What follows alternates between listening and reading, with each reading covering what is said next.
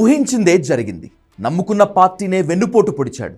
నీతి వాక్యాలు వల్లించిన నేతలు సిగ్గు ఎగ్గు లేకుండా వ్యవహరిస్తున్నారు. అధికారం కోసం ఎంతకైనా దిగజారిపోతున్నారు. మొన్నటి పార్లమెంట్ సమావేశాల్లో ప్రజా సమస్యలపైన గొంతెత్తాడు అతడు. పతాక శీర్షికల్లో నిలిచాడు. ఇప్పుడేమో బీజేపీలో చేరాలని నిర్ణయించుకోవడంతో ప్రజల చేత చీకొట్టించుకుంటున్నాడు.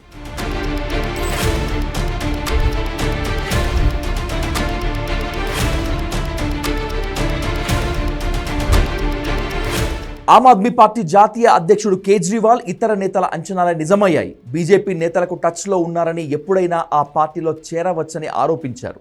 రాఘవ్ చద్దాను ఒక పావుగా వాడి పార్టీలో చీలిక తెచ్చేందుకు బీజేపీ ప్రయత్నిస్తోందని ఆరోపించింది. 7 ఎంపీలను తీసుకువస్తే మంత్రిని చేస్తామని చద్దాకు కేంద్ర మంత్రి అమిత్ షా చెప్పినట్లు తమకు సమాచారం ఉందని వ్యాఖ్యలు చేసింది. అయితే ఈ ఆరోపణలన్నీ నిరాధారమైనవంటూ కాషాయ పార్టీ తోసిపుచ్చింది. తాజాగా రాజ్యసభ సభ్యుడు రాఘవ్ చద్దా ముసుగు తీశాడు. ఆప్కు రాజీనామా చేసిన ఆయన ఎట్టకేలకు బీజేపీలో చేరిపోయాడు. తనతో పాటు 7 ఎంపీలు కాషాయ తీర్థం పుచ్చుకుంటారని అనౌన్స్ చేసి ఆమ్ ఆద్మీ అధినేతకు కంటి మీద కునుకు లేకుండా చేశాడు. తనతో పాటు సందీప్ పాఠక్, అశోక్ మిట్టల్, స్వాతి మాలీవాల్, హర్భజన్ సింగ్, రాజేందర్ గుప్తా, విక్రమ్ సాహ్ని కమలం తీర్థం పుచ్చుకున్నట్లు చెప్పాడు రాఘవ్ చద్దా.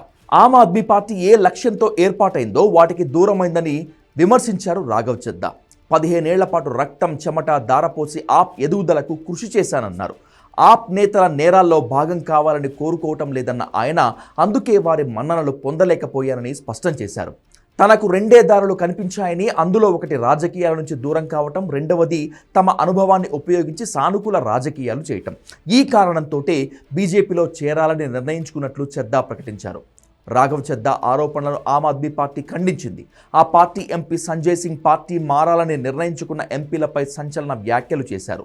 ఎంపీ అశోక్ మిట్టల్ ఆస్తులపై సిబిఐ, ఈడీ దాడులు చేస్తుందన్న భయంతోటే బీజేపీలో చేరుతున్నారని విమర్శించారు.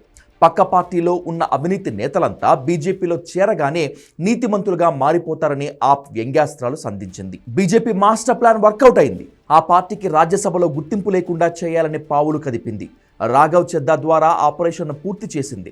రాజ్యసభలో ఆప్కు 10 మంది సభ్యులు ఉన్నారు. ఆప్ రాజ్యసభ సభ్యుల్లో 2/3 వంతు మంది ఎంపీలు బీజేపీలో విలీనం కానున్నారని ప్రకటించారు. రాజ్యాంగ నిబంధనలకు అనుగుణంగా రాజ్యసభలో ఆప్కు చెందిన 3/2 మంది సభ్యులు బీజేపీలో విలీనం కావాలని నిర్ణయించుకున్నట్లు చెప్పారు. అందుకు అనుగుణంగానే 7 ఎంపీలు సంతకాలు చేసిన లేఖలను రాజ్యసభ చైర్మన్కు సమర్పించినట్లు వెల్లడించారు.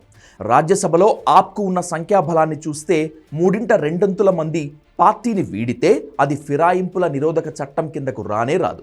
చట్టబద్ధంగానే వాళ్ళు బీజేపీలో విలీనమయ్యే ఛాన్సెస్ ఎక్కువగా ఉన్నాయి. ఇది ఆమ్ ఆద్మీకి భారీ ఎదురు దెబ్బేనని చెప్పక తప్పదు. ఆమ్ ఆద్మీ పార్టీలోని అంతర్గత విభేదాలు, నాయకత్వలేమి కారణాలుగానే ఈ ఫిరాయింపులు జరుగుతున్నట్లు ఊహాగానాలు వినిపిస్తున్నాయి.